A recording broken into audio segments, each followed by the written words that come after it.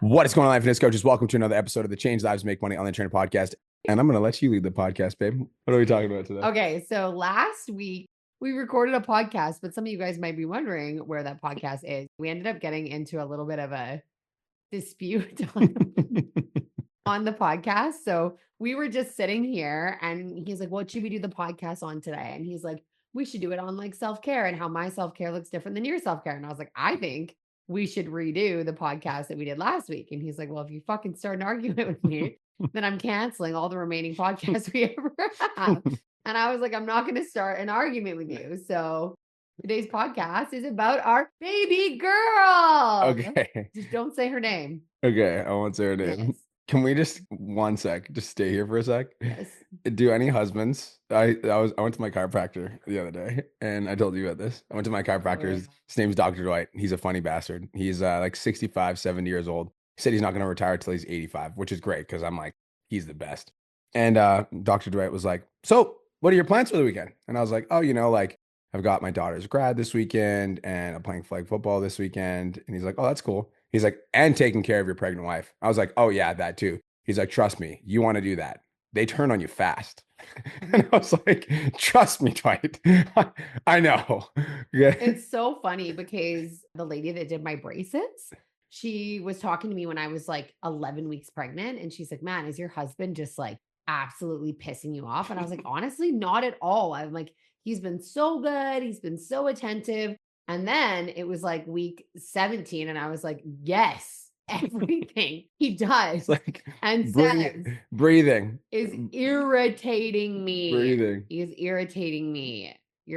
But I thought we should read because there should be a podcast on that. It's a big moment. I agree. It's a big moment. So yeah. So I did think it was a boy. I was 100% convinced it was a boy. I don't know why. Like, I think it's just like, I just like have this like manifestation thing where like when I make a decision, I'm like, yep, that's what it is for sure. And when we initially found out it was a girl, I was super shocked. Not shocked and like disappointed. Like there wasn't like a part of me that was like, oh my God, like we're having a girl. But like I was shocked because I was like convinced it was a boy and I had imagined my life with a boy.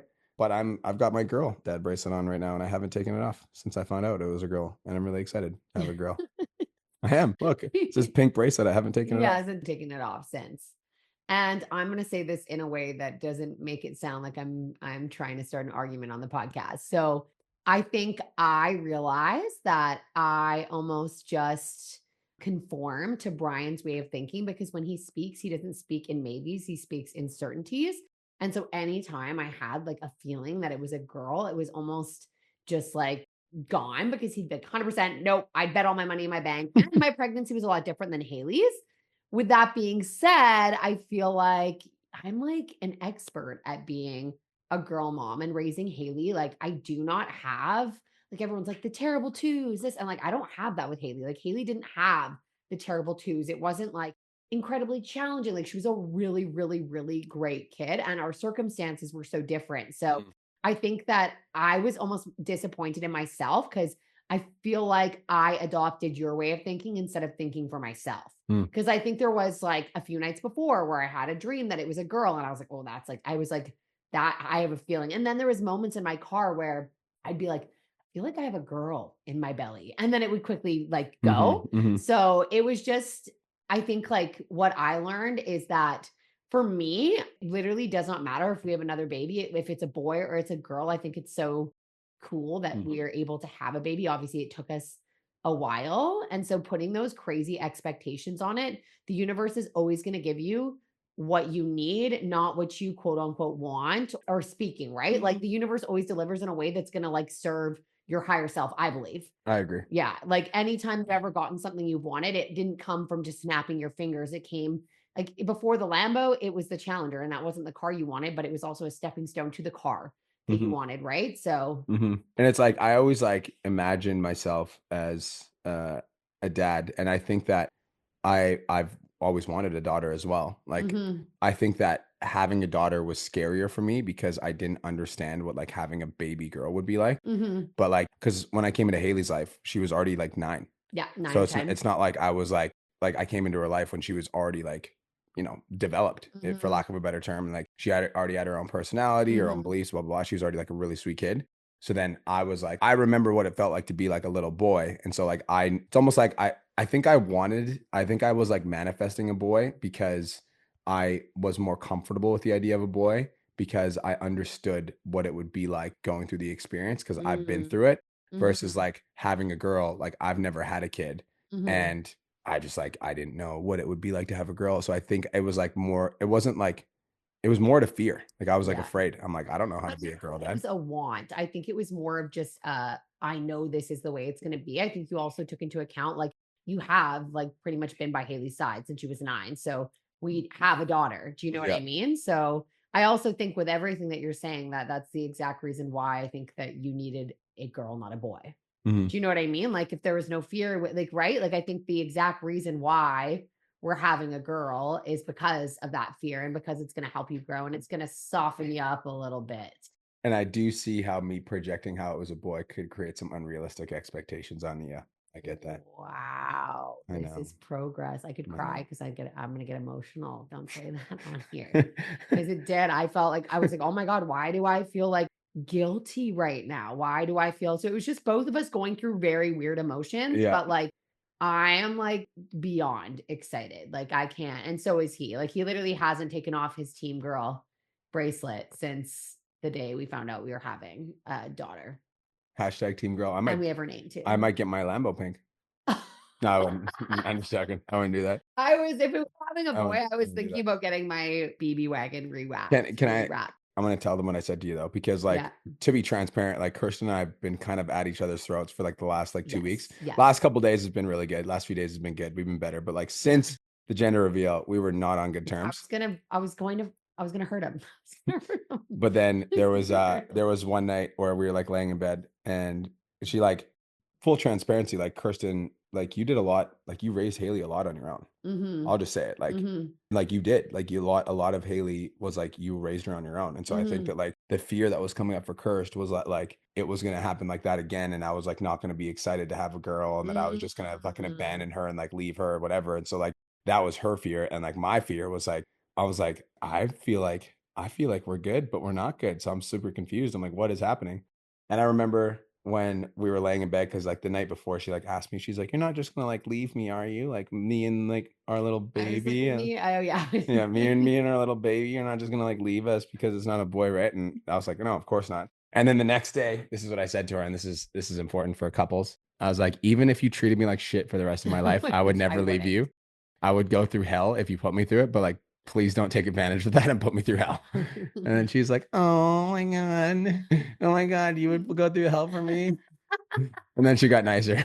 I did have like, And then she got even though nicer. I know that my way of thinking is erratic, like I can recognize that. Like I did, like it's a really crazy experience for me to be watching my firstborn, my daughter, like my whole world, like graduating and then to be pregnant again with a baby girl. It's just a very, like, it's a very crazy thing. So I was like, oh my gosh, like, what if I did this, like, what if it was I've always said this time's different and like I appreciate every single thing that Haley and I went through, but do I want to go through that again? Like, no, I don't want to. I feel like we learned and we grew. So I did have that fear of like, oh my gosh, like I could do it. I could do it, but it terrified me. Dude, And there was a lot of past like emotions came up from this during this this pregnancy. actually reminds me of the conversation we had when we were in couples counseling. Like, Kirsten and I did couples counseling for like a Yeah. year. This was like 3 years ago.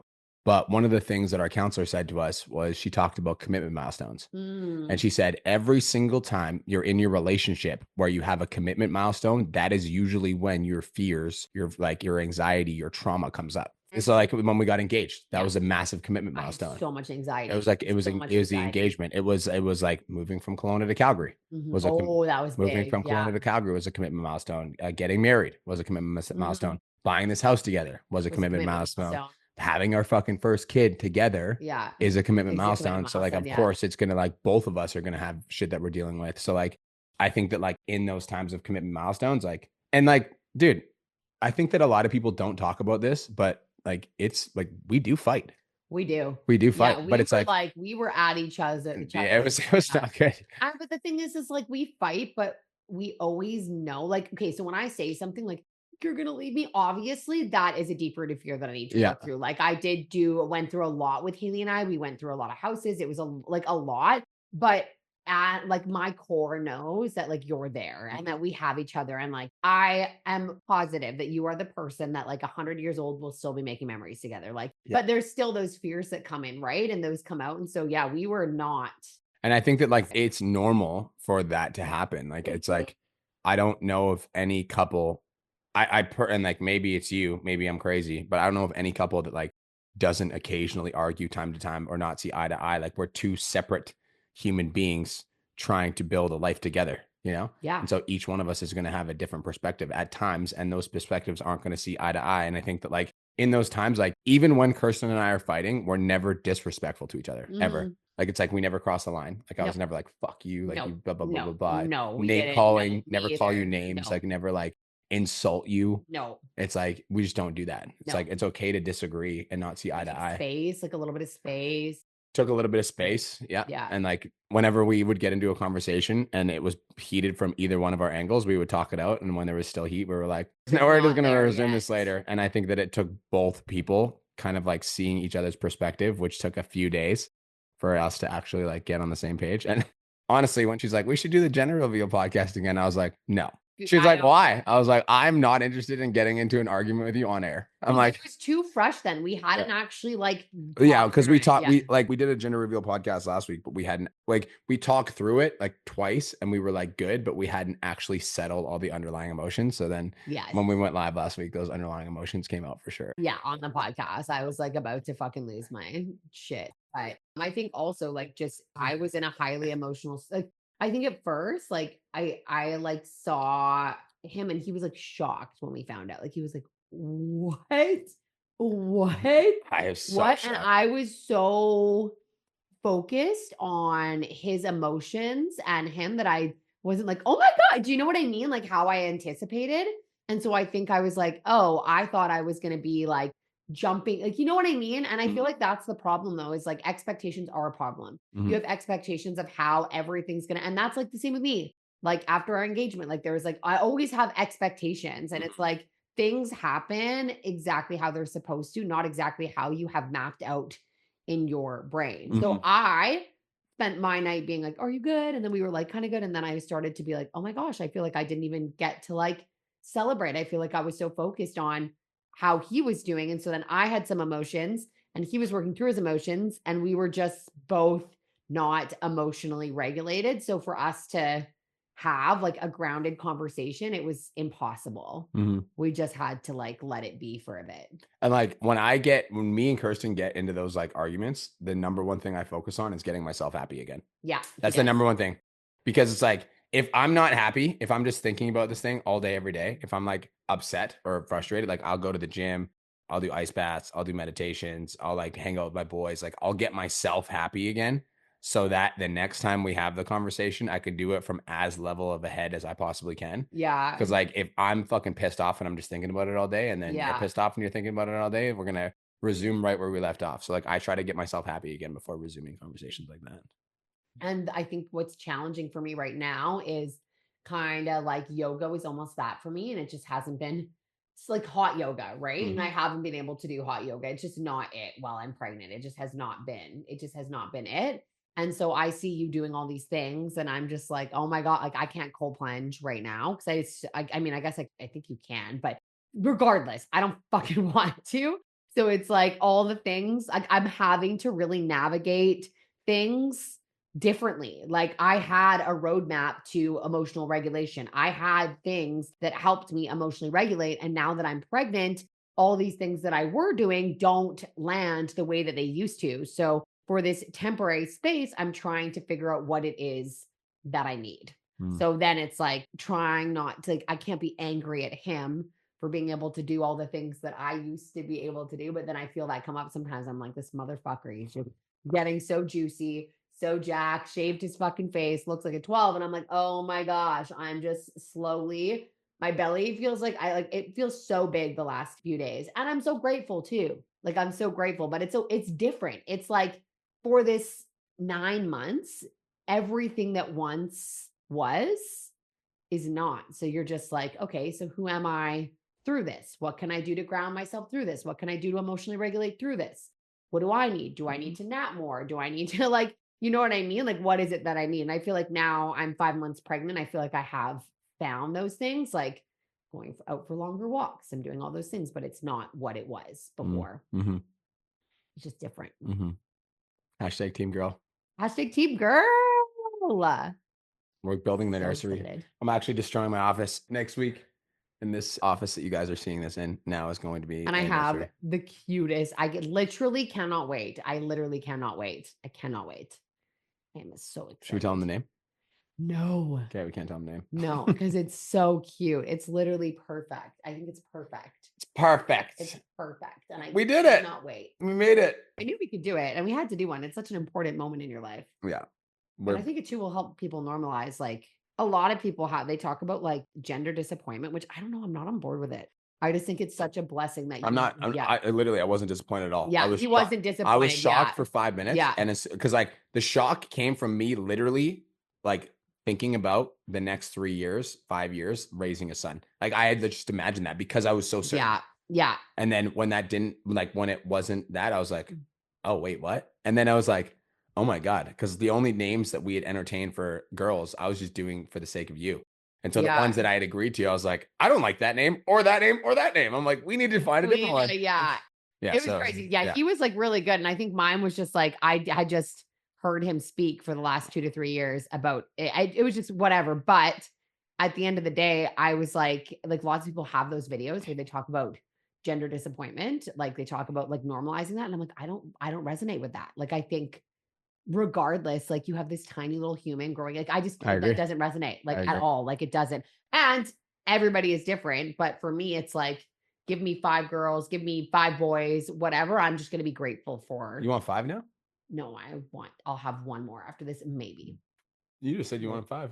I don't want 5 either. I was raised 5. I was raised in a household that had 5. It was we do not want 5. It was a fucking zoo. We'll start with our beautiful little baby girl and we'll go from there. Deal? Yep.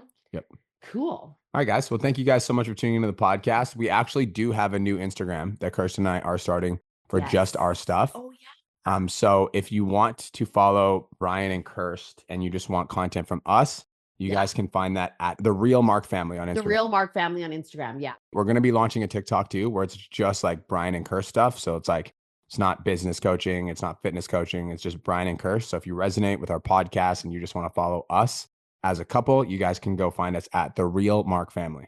Yeah. Yes. All right, guys. Thank you so much for tuning in. Hope you guys have the best day of your entire lives. Talk to you guys in the next episode. Peace.